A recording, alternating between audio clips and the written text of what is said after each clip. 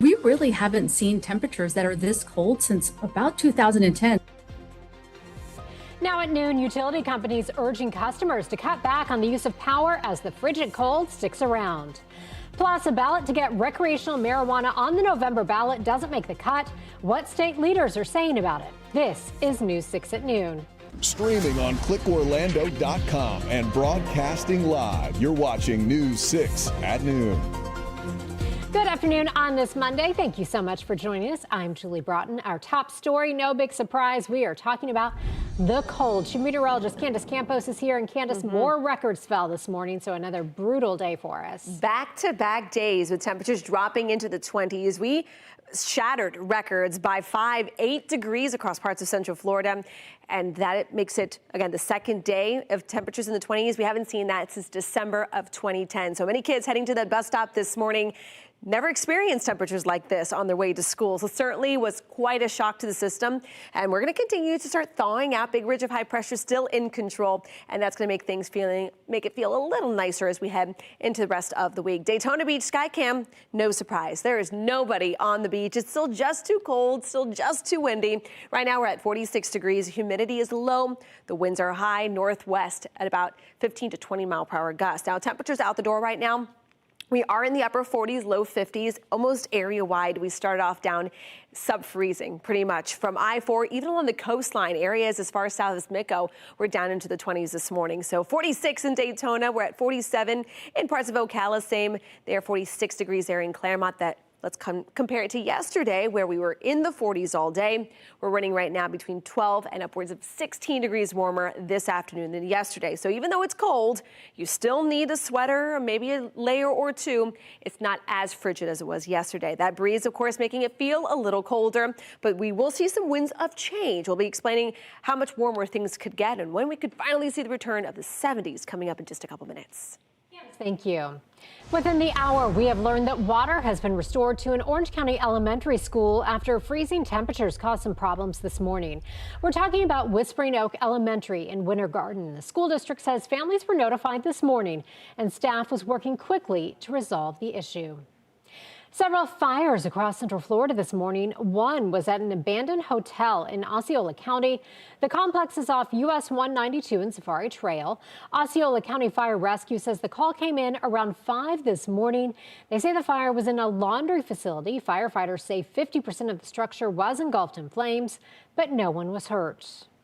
The next fire at an apartment in Seminole County. It happened early this morning at the Sapphire Winter Park Apartments. That's off Howell Branch Road, not far from State Road 436. We're told 3 people had to go to the hospital for smoke inhalation. They are all expected to be okay. More than a dozen people were displaced, and they are now getting help from emergency managers. And just a short time later, crews in Orange County rushed to the scene of a house fire in Pine Hills. This one caused heavy damage to a home on Strasburg Court. So far, there is no word on injuries or cause. We will let you know as soon as we get updates on any of these fires. And with today's cold comes an urgent plea from utility companies in Central Florida. They're calling on customers to cut back, all in an effort to avoid blackouts as demand for electricity skyrockets. News 6's Stephanie Rodriguez is following this story and tells us many customers have received multiple alerts.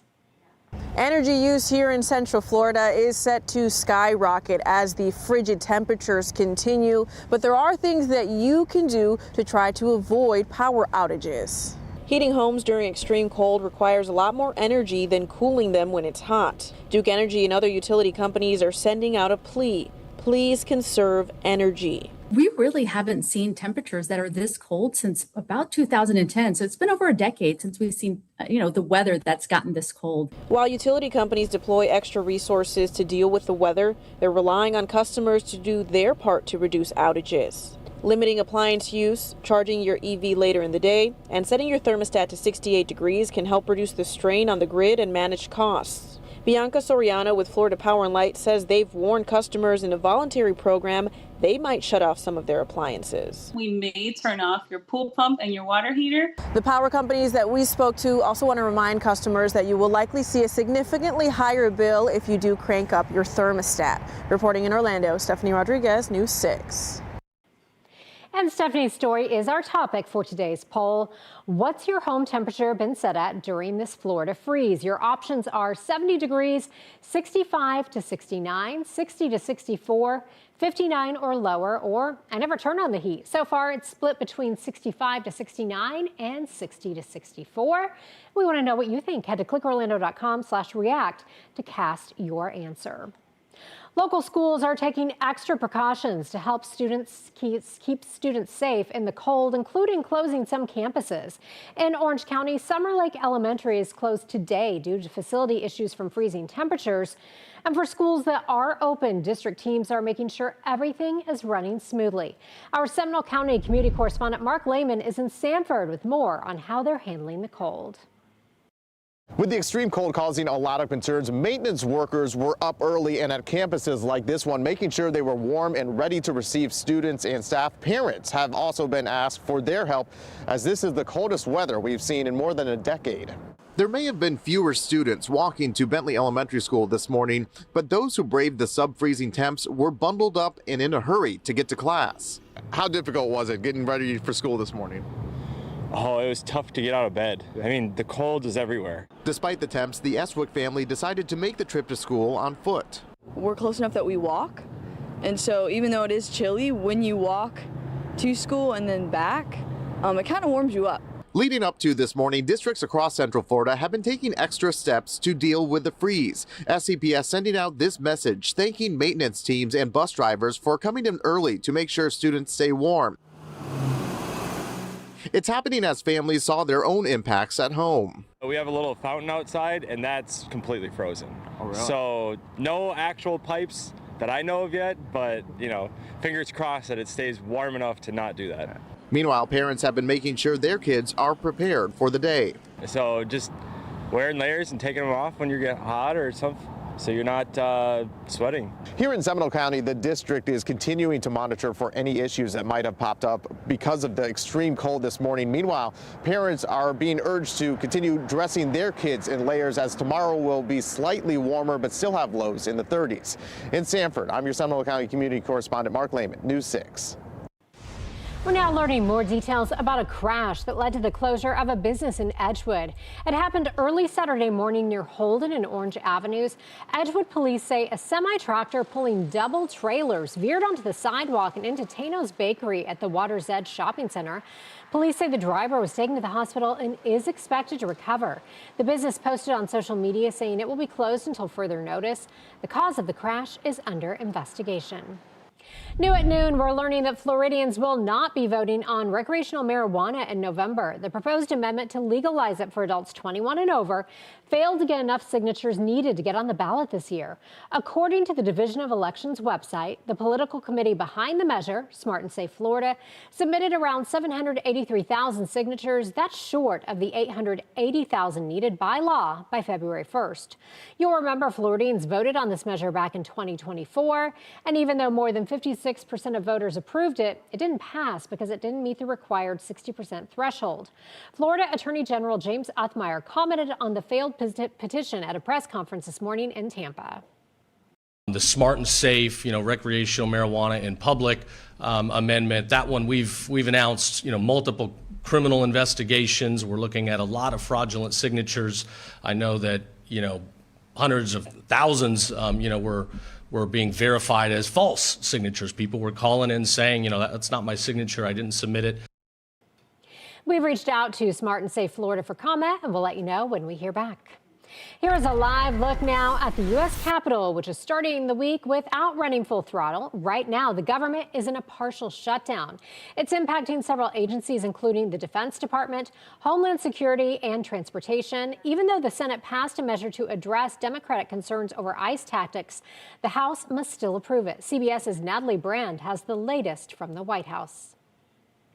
ICE out, ICE out. As demonstrations took place in communities nationwide this weekend to protest the Trump administration's immigration enforcement tactics, debate over ICE in Congress has also partially shut down the federal government. We have a logistical challenge of getting everyone in town. The House must still vote on the Senate-passed deal, which splits off funding for the Department of Homeland Security, providing only a short-term extension while lawmakers negotiate ICE reforms. Because of the conversation I had with Hakeem Jeffries, I know that we've got to pass a rule and probably do this mostly on our own. I think that's very unfortunate. House Democrats say they won't help Republicans fast-track the bill, and ranking member of the Homeland Security Committee urged Democrats to vote against it, saying they must demand real changes. Donald Trump and his administration have been using taxpayer dollars to brutalize everyday Americans, kill American citizens, and violently target law-abiding immigrant families.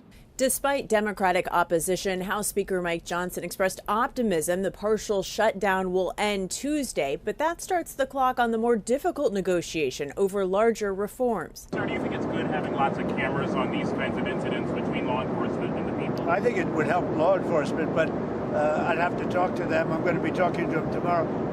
Actually, I think it would help law enforcement. In addition to body cameras, Senate Democrats have said they also want an end to roving ICE patrols, tightened rules regarding warrants, and a ban on face coverings. Natalie Brand, CBS News, the White House. Gus Malzahn is calling it a career. The former UCF head coach turned FSU offensive coordinator announced his retirement from coaching today. Malzahn joined the Seminoles last year after spending 4 seasons with the Knights, where he finished with a 28-24 record. Co-offensive coordinator and wide receivers coach Tim Harris Jr. has been promoted to FSU's offensive coordinator. NASA is taking a major step toward the moon. Coming up, the critical test that could clear the way for the liftoff of Artemis II. This portion of the news is sponsored by Florida Lottery.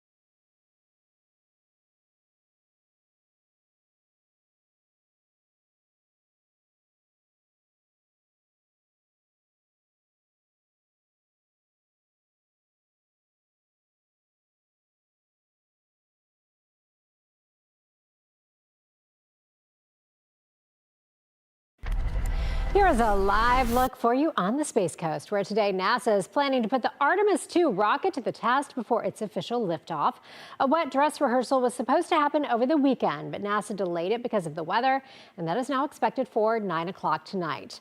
Around 11:30, the rocket was getting fueled up. NASA needs to pull off this test before sending 4 astronauts on a 10-day trip around the moon, farther than any humans have traveled in decades. News 6's Molly Reed has the latest on today's rehearsal. While the Artemis II moon rocket is on the rocket pad here in Cape Canaveral, I think I'm about to throw a couple things at the team. In Houston, mission control teams and astronauts are training in a series of manufactured in-flight failures. So let's put in the prop malfunction, Jessica, and then give it, 5 minutes or so, and then we'll put yours in. 1 minute to burn. Training officers are testing the response of the Artemis II crew. They're in a flight simulator here. The training team comes up with endless ways something could go wrong during their mission. It's extreme voltage. Am I getting extreme voltage? Anything from the smallest sensor failure all the way up to a fire case, an emergency case. How do you respond to that in the capsule? Back here in Cape Canaveral, the machine will be put to the test Monday, with crews fueling the Space Launch System. In wet dress, we'll fully tank that vehicle. We'll go through our terminal count, and we have a planned cutoff at T-minus 29 seconds. We'll take some time after wet dress, we'll review the data, and then we'll set up for our launch attempt. Now at this rehearsal on Monday, we're told that the earliest possible launch date could be next Sunday, February 8th, but a date will be set after they get the results from that test. In the newsroom, I'm Molly Reed, News 6. All right, we have a picture we'd like you to see. This was sent in by our digital journalist, Jacob Langston. He says this is his neighbor's winter wonderland tree in Winter Springs. It is just incredible. All of the sights we have seen across Central Florida. Chief Meteorologist Candace Campos here, and we have seen below freezing temperatures area-wide the last couple of mornings. I mean, this is really a lot. Back to back. A lot for us. Back-to-back days, Julie, in the 20s every morning, yesterday and today. And I mean, I guess you're saying we're really putting the winter back on Winter Springs, I guess. My golly. All right. And listen, tonight, although it's not going to be at the same caliber as it was for the past couple of mornings, it's still going to be another chilly night. So it might not be record breaking. That was really for this morning. Highs today staying in the 50s, but we are getting back into those 70s by about Wednesday. So for those hoping and praying for a thaw, we are going to get there. All right, let's talk temperatures out the door right now. So the big number in the navy blue, that's the actual temperature. The smaller number in the brighter blue, that's what it feels like. There is a little bit of a difference because of that breeze right now. So right now it's 49 degrees in Orlando. It feels like 45 degrees. It's 46 in New Smyrna. Feels like 42. So we are all starting to warm up considerably compared to yesterday, already running about 10 to 12 degrees warmer this point than yesterday at this point. Now let's check on that hour-by-hour forecast for today. Your forecast is sponsored by Strata Services. All right, our highs this afternoon back up to about 54 degrees. We have a couple more degrees to go. But overall, maybe you had 4 layers on like I did this morning. Now you're down to about 2 layers. And we're going to continue to warm things up until about 4 or 5 o'clock in the afternoon. Those clear skies are going to allow temperatures to drop once again right back down into those 30s. So for tonight, still running just above freezing, not down to the 20s like we were this morning. So it won't be as frigid, but we are still talking about cold weather advisory status, not only because it's going to be cold, but it's also going to be windy with that overnight frost and freeze possible. So all the precautions you might have done for the past couple of mornings, keep them in place. You've got the plants inside, you got them all covered up, your pipes are all wrapped in nice and cozy. Just keep it going just in case. The last thing you want is on the third day when the weather's starting to warm up, something happens to your house or your plants. So just keep things as they are. You'll be able to kind of peel off all those layers and all the extra precautions and preps you did by the middle part of the week. So we are going to be tracking some frost and some freeze in the forecast. I'm going to advance it here, and you can see that there will be the opportunity for a freeze.